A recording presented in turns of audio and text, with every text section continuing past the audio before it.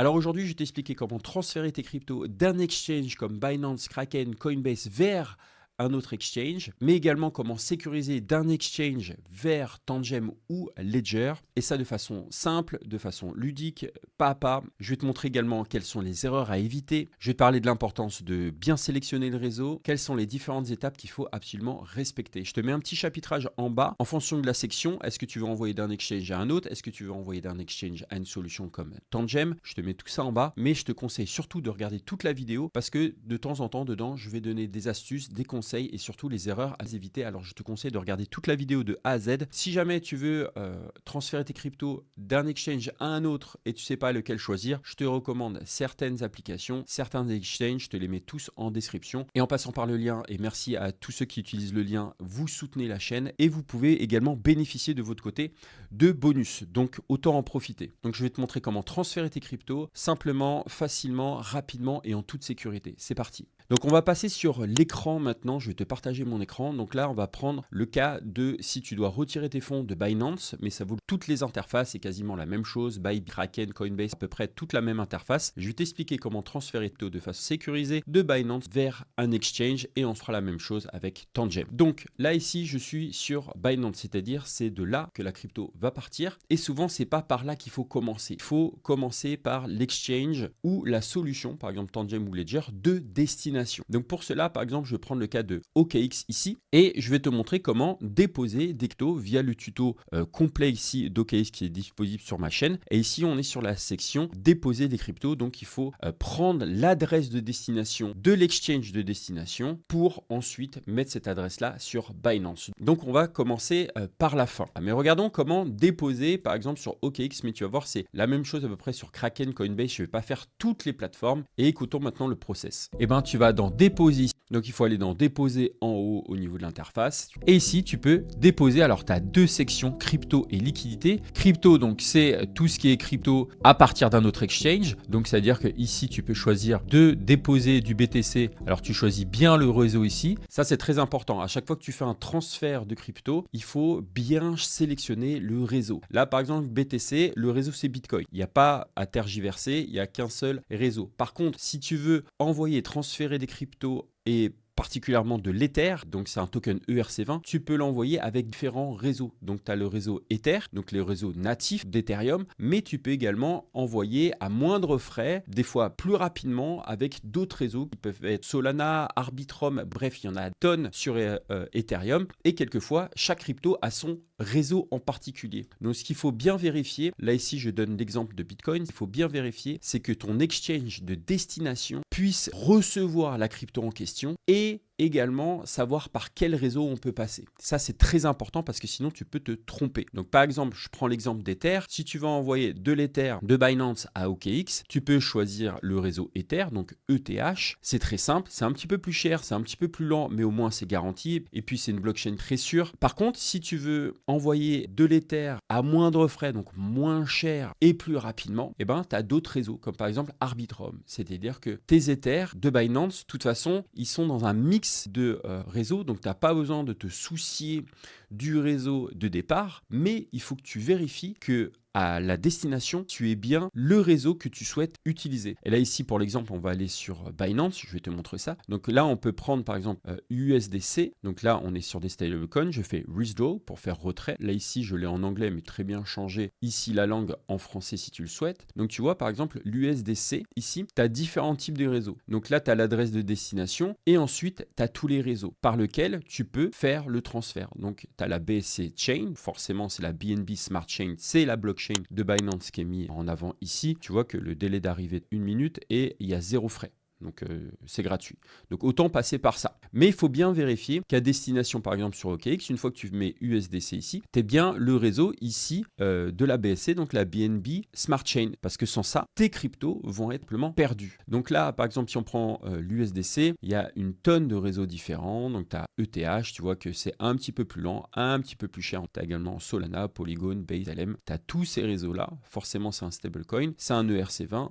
Et tu peux utiliser un layer 1, un layer 2 ici en termes de réseau. Si on prend par exemple maintenant le BNB c'est pas comme l'USDC, c'est une crypto lancée par Binance et tu as deux solutions. Tu as soit la BSC, soit la OP-BNB. Mais prenons un autre exemple un petit peu plus courant. Si on prend Atom, tu as soit le réseau Atom, le réseau natif, ou soit tu as la BSC ici, la BNB Chain. Donc bien vérifier qu'à destination, quand tu mets Atom, tu es bien également ce réseau-là parce que sinon les fonds ils sont perdus. En général, ils ont toutes les cryptos, mais ils n'ont pas forcément tous les réseaux parce que selon les plateformes, ils vont privilégier certains réseaux ou non. Continuons un petit peu ici avec le dépôt de Bitcoin sur OKX. À partir de l'autre exchange, donc ça peut être Binance, ça peut être Bybit, ça peut être n'importe quel autre exchange, et ben tu as une adresse. Cette adresse, tu vas la mettre dans cet exchange en question. Donc là, j'explique que là, on a choisi le BTC, on a choisi le réseau. Donc là, on peut faire avec tous les exemples que j'ai évoqués juste avant, donc l'USDC sur Solana, sur Arbitrum,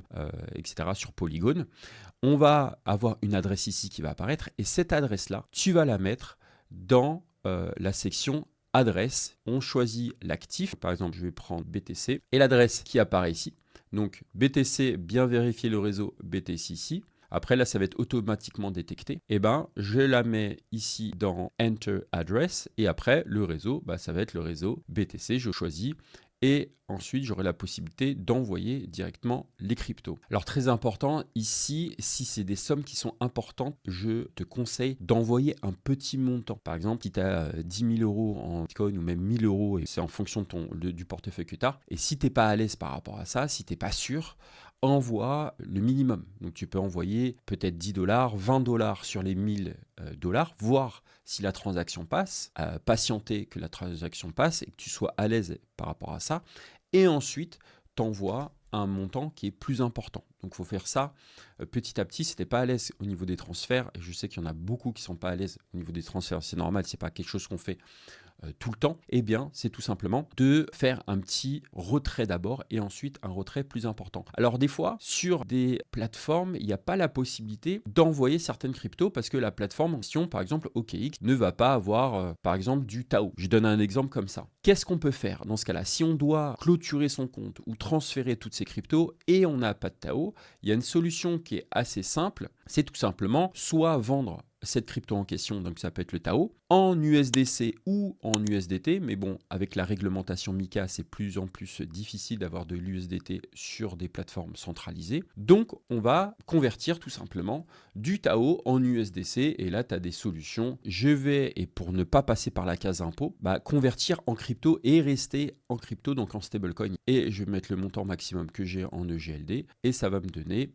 ici l'équivalent en USDC, et cet USDC là, ensuite je peux le transférer vers l'exchange très facilement parce que tous les exchanges acceptent l'USDC. Donc si tu n'as pas à destination de ton exchange ou même sur Tangem ou sur Ledger là le GLD, mais ça peut être, je pense que c'est quasiment le cas de toutes les plateformes, mais une crypto un petit peu moins connue et qui n'est pas forcément liquide sur toutes les plateformes, et la manip pour absolument, et si vous devez absolument transférer, c'est tout simplement convertir cette crypto-là en USDC et ensuite mettre ça un peu dans un pot commun. Donc toutes les cryptos qui ne sont pas disponibles sur l'exchange en destination, vous mettez ça, vous vendez en USDC et pourquoi pas après racheter avec cet argent. Donc ça, on a vu comment transférer d'un exchange à un autre. En général, c'est tout le temps à peu près la même interface, donc vous n'allez pas être perdu par rapport à ça. Et si vous voulez, par exemple, sécuriser vos cryptos, cette fois-ci, envoyer d'un exchange vers Tangem, et on a ce tuto. Tom vous parle justement de comment recevoir ou comment mettre cette crypto sur Tangem. Alors, c'est pas techniquement mis sur Tangem parce que ces cryptos sont sur la blockchain, mais elles sont sécurisées via une clé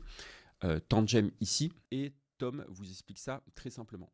Recevoir des cryptos sur ton Tangem, c'est encore plus simple que d'en envoyer, mais il faut quand même comprendre quelques petites choses pour éviter les erreurs bêtes. Donc recevoir une crypto sur ton Tangem, c'est vraiment la partie la plus facile de toutes. Mais comme pour l'envoi, il faut juste faire attention aux détails qui comptent. Donc pour ce faire, tu cliques sur la crypto que tu veux recevoir, disons de l'USDT sur Solana pour l'exemple, puis tu tapes sur recevoir. Là, tu vas voir apparaître deux choses. Un QR code que tu peux montrer à la personne directement qui t'envoie les fonds si elle est en face de toi, et ton adresse publique que tu peux copier-coller si tu veux l'envoyer par message ou par mail. Là aussi, pense au réseau, c'est super important. Si quelqu'un veut de l'USDT sur Solana par exemple, il faut absolument que vous soyez sur le même réseau, sinon les fonds vont partir dans le vide et tu ne les reverras jamais. Si tu lui donnes ton adresse Solana mais qu'il t'envoie de l'USDT sur BNB Chain, c'est perdu définitivement, alors fais attention. Heureusement, Tangem simplifie les choses en détectant automatiquement l'adresse pour chaque réseau supporté, mais c'est à toi de vérifier que celui qui t'envoie les fonds utilise bien le bon réseau aussi. Donc pour recevoir, c'est ultra simple. Tu choisis la crypto, tu copies l'adresse, tu précises bien le réseau à la personne qui t'envoie et tu attends que les fonds arrivent. Donc ici, par exemple, Tom nous donne l'exemple de Tether, donc on est sur l'USDT, on a choisi le réseau Solana et on nous donne une adresse. Cette adresse, il faut la copier. Alors, il faut faire attention parce qu'il faut la copier et il faut la coller ensuite dans Binance. Donc, je reviens sur mon portefeuille spot. Donc, par exemple, si j'ai de l'USDT et je veux l'envoyer sur Tangem, je vais aller sur mon USDT ici, je fais withdraw ou retrait en fonction de si c'est en français ou en anglais. Et là, je vais coller l'adresse. Alors, il faut faire très attention parce que des fois, vous pouvez avoir votre adresse qui est altérée par un malware ou autre. Donc, bien vérifier les premiers caractères, les derniers et ceux du milieu. Alors, le mieux, c'est toujours de vérifier toute l'adresse complète pour être sûr. Faire, bien sûr, comme je disais tout à l'heure, un petit échange, si c'est un montant qui est important, commencez par 5 $, 10 $ selon le minimum, avec cette adresse-là. Donc vous prenez cette adresse de destination, vous le mettez ici dans Binance, vous sélectionnez bien le réseau, donc ici ça va être Solana. Vous voyez qu'il y a pas mal de réseaux qui sont disponibles ici en retrait, donc on va choisir du sol et on va mettre l'adresse qui est juste ici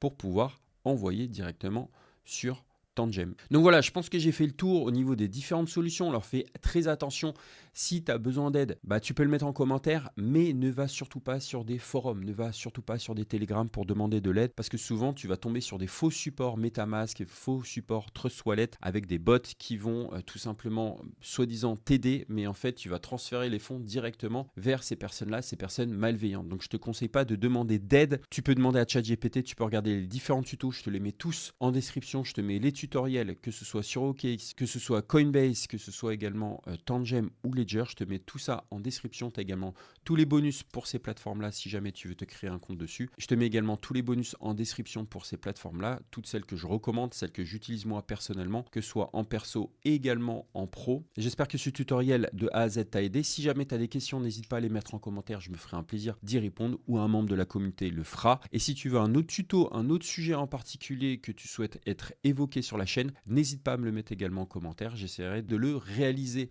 Je te mets le tuto complet par exemple d'OKX si jamais tu veux profiter, sachant qu'il y a des bonus en ce moment avec 8% sur les dépôts, avec toutes les étapes, comment faire exactement. Je te le mets juste ici, je te dis à bientôt, c'était Julien, bye bye.